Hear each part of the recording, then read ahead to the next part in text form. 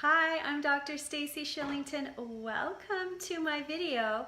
Today I'm going to share something really special with you. It's one of my very favorite clear skin recipes, and the people that are in my group and the people that I coach rave about this recipe because it's so amazing just to snack on. You can have it for breakfast, or if you're hungry and you don't know what to eat, you could always just have a little bit of this clear skin granola with some blueberries or some coconut yogurt, and it tastes so good. It really satisfies so many different cravings. So I'm going to share with you how I make it. Hopefully you'll be able to get a good idea from this video angle. But let's get started. So the first thing that I want to show you what to do with is the almonds and the walnuts. So you need a cup of almonds. Half the almonds you're going to grind in the food processor till it's like a fine meal. And then the other half cup of almonds and half cup of walnuts, you're just going to pulse in your food processor. So you have bite-sized chunks, but it's not powdery. You know what I mean? So I've already ground the half cup almonds into a fine meal. Now I'm going to put the almonds and the walnuts in and just pulse them for a minute. So hold on while I do that. Here's my food processor. It's really old, probably about 20 years old, but it still works. Okay, almonds and walnuts going in this. And just pulse it, just for a minute.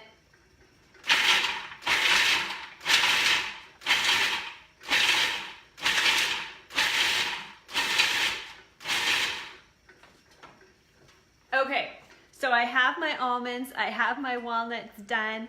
Now what I'm gonna do is so easy. I just put all the ingredients together in a bowl. So this is the bowl I use, just a really simple stainless bowl. And I'm gonna put everything in, and I'm gonna tell you what I'm putting in as I do it so you know exactly what you need for this recipe. Okay, so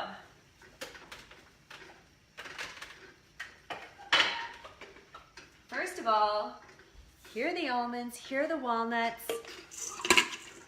Putting them in the bowl. There we go. This is kind of the base of the granola. And then I am going to put half a cup of pumpkin seeds in,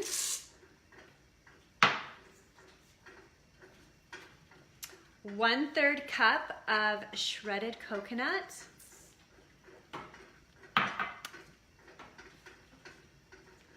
3/4 cup of buckwheat flakes. I use buckwheat flakes instead of oats, and this is very important. And then really the recipe calls for about 1/3 cup of sunflower seeds. I put a little bit more in. I put about half a cup in. I like them. And then buckwheat groats, otherwise known as cashew. Again, I love buckwheat. It's actually a berry versus a grain, so you get tons of antioxidants using buckwheat. So I love it. Put them in there. Great. Okay, then you just take your spoon and mix it all together. And it just looks like a bunch of seeds and nuts and grains mixed together right now. And then we're going to put the binder in. What's gonna, well, not bind it, but what's just gonna make it nice and crunchy and sweet. So, coconut oil. You want to put 1/3 cup coconut oil in. Now I have my coconut oil melting on the stove top. I don't use a microwave. I'm really old-fashioned that way. I have a microwave in my kitchen. As you can see, it's right there. It stopped working probably about 5-6 years ago. I haven't replaced it. I just leave it there because I don't know what I'm gonna put there if I take it out. I just don't want to use it because microwaves have been shown to irradiate the food. I just don't know. I'm uncertain, so I just don't want to even touch the microwave. So I melt and cook and warm everything stovetop.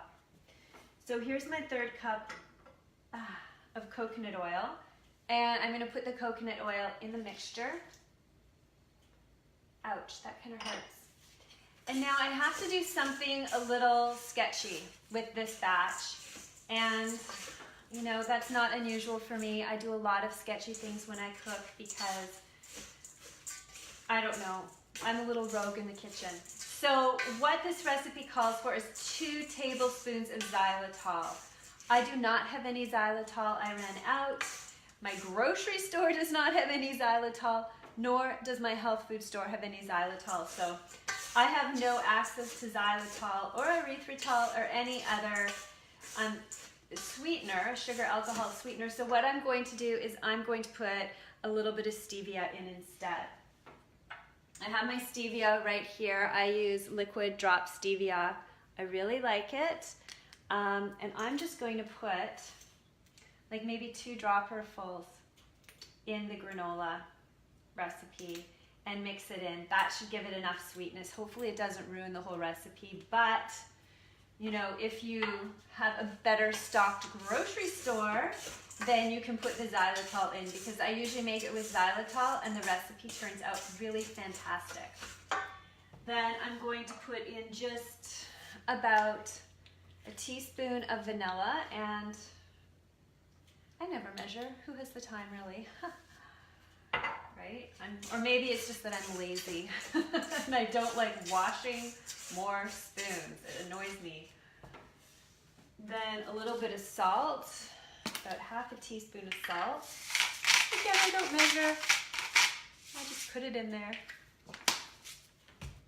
Maybe that's why my kids don't call me the best cook in the world, but it could also be because I always try and make them eat healthy food.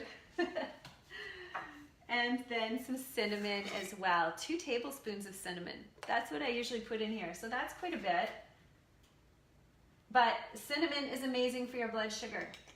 It will help stabilize your blood sugar, help your pancreas. So it's a really important spice to incorporate in your cooking if you have acne, because as we know, insulin dysregulation is a contributor to acne, so it's nice to be able to include things in your diet that help you balance your body from within, because that's what I'm all about, right? Balancing your body from within, which leads to extraordinary health and clear skin. Works every time, guys, I promise. Okay, so I have my granola all mixed together now. That's it. Really, now I'm going to put it on a cookie sheet with parchment paper. I have that all ready to go right here. See, parchment paper is key. I'm going to spread it on the pan in a layer, and then I'm going to put it in my oven at 275.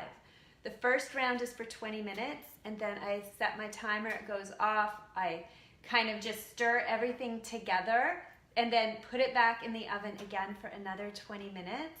Take it out, let it cool for about 20 minutes to an hour, and then I can put it in my mason jar, store it in my fridge, and I just use it all the time because it's so tasty. So I'm so excited for you guys to try out this recipe. It's perfect all year round. You can use it for so many things. Like I said, eat it as granola, put it as a topping on your smoothie bowl, mix it with some coconut yogurt. You can even make a crisp with it, like an apple crisp. I made a cherry crisp last night, and I put the clear skin granola on top of frozen cherries, popped it in the oven for maybe about 45 minutes, took it out, and my kids devoured it, and so did I. It was so good. So bottom line, there are so many amazing foods out there, tasty foods and satisfying foods that will help you clear your skin. I do not want you to think that you have to deprive yourself and eat really awful food on your clear skin journey. It's quite the opposite. You're gonna eat foods that nourish you and energize you and heal you from within, and it's so empowering. It's so amazing to experience that. So this is just one of the recipes in my 7-week clear skin program. It's also in my 8-week anti-aging skin program because it's so very healthy. And so check those programs out because they are designed to maximize your beauty from within, getting to a place and giving you results that you will never get from topical skincare products or medications. It's just impossible. This is where your real beauty comes from. So check those programs out. Follow me on Instagram, follow me on Facebook. I give great tips every single day, and I want to hear from you. And if you're interested in working with me one-on-one, send me a DM because I've just launched my one-on-one coaching program, and I'm so excited to help you on your clear skin and aging beautifully journey. It's so much fun, and honestly, when you look and feel amazing, you just up-level your life, right? Like, life is just better, more joyful. So check it out, and thanks for tuning into this video, and let me know what you think about the Clear Skin Granola. Mwah. Have a great week.